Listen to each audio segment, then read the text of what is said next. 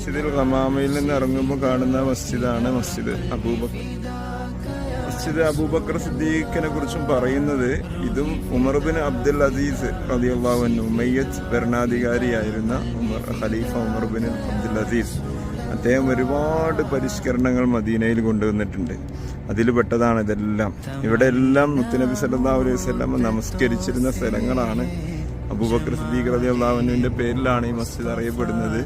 എങ്കിലും ഇവിടെയും ഈദ് പ്രയറും ഒക്കെ നബി തങ്ങൾ നിസ്കരിച്ചിരുന്ന സ്ഥലത്ത് ഉണ്ടാക്കിയത് തന്നെയാണത്. ഉള്ളും പുറമൊക്കെ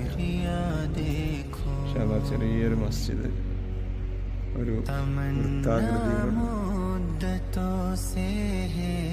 जमाले मुस्तफा देखो इमामुल अंबिया।